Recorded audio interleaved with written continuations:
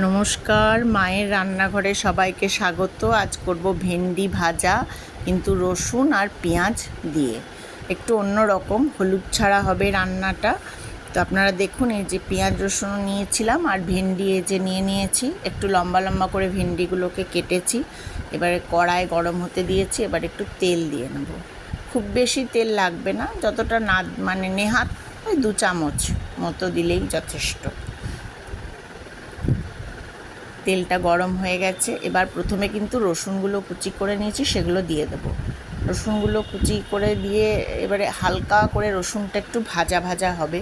যেই রসুনটা দেখুন লাল লাল ভাজা ভাজা হয়ে গেছে, অমনি এই কাটা পেঁয়াজগুলো এবার দিয়ে দেবো। নাড়বো না কিন্তু কোনো খুন্তি দিয়ে। এবারে পেঁয়াজগুলো দিয়ে দেবো ওপর থেকে। ব্যাস, এরপরে পেঁয়াজগুলো আর রসুনগুলো একটু হালকা ভাজা হবে। এবার দেখুন ভেন্ডির একটু জল ছিল বলে আমি আর দিলাম না। ভেন্ডির জলটা ছেঁকে তারপরে ভেন্ডিগুলো দিচ্ছি। ছেঁকে নিয়েছিলাম কিন্তু একটু তলায় থেকে গেছে, তাই জল একদম বাদ দিয়ে পুরো ভেন্ডিগুলোকে দিয়ে ফেললাম। এবারে ভেন্ডিগুলো দেওয়ার পরে এই রান্নাটা করে দেখবেন, বাচ্চা বড় সবাই খাবে। যারা ভেন্ডি খেতে চায় না তারাও খাবে। এবার দিয়ে দেবো পরিমাণ মতো নুন, আর আপনারা ইচ্ছে করলে লঙ্কা দিতে পারেন। আমি এই রান্নাটায় লঙ্কা ইউজ করিনি। এরপরে জাস্ট ঢাকা দিয়ে দেবো, আর কিন্তু কিচ্ছু করব না, নাড়া চাড়া কিচ্ছু করব না। বেশ কিছুক্ষণ থাকবে। 5-7 মিনিট পরে ঢাকাটা খুলে দেবো। এবার কিন্তু খুন্তি দিয়ে রান্নাটাকে নাড়বো মানে ওই রসুনগুলো যা ছেড়েছিলাম, পেঁয়াজ ছেড়েছিলাম, এবার তল উপর করে নুনটা ভালো করে মিশিয়ে নেব। কিন্তু কোনো হলুদ এখানে আমি ইউজ করিনি, আর আপনারাও করবেন না, তাহলে অতটা ভালো মনে হয় না লাগবে বলে। একদম অন্য টাইপের করেছি।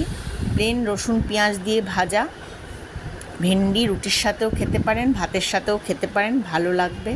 আবার ভেন্ডিটা ঢাকা দিয়ে দিয়েছি। এবার ঢাকাটা খুলে নেব। খুলে নিয়ে আবার একটু নাড়াচাড়া করে নেব। দেখুন আধ ভাজা বেশ ভালো মতো হয়ে এসেছে। এরপরে এটা কিন্তু গোটাটায় সিমে রান্না হবে, আর ঢাকা দিয়ে দিয়ে রান্না হবে হালকা আঁচে, যাতে ভেন্ডিগুলো বেশ ভাজা একটু সেদ্ধ হয়ে গেলে নামাবো। এরপরে আবার একটু ঢাকা দিয়ে দেবো।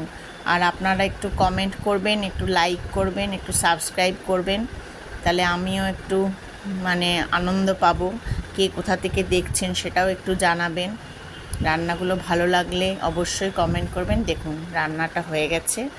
একবার অবশ্যই সবাই বাড়িতে ট্রাই করবেন এবং কমেন্ট করে জানাবেন কেমন হয়েছে আপনাদের।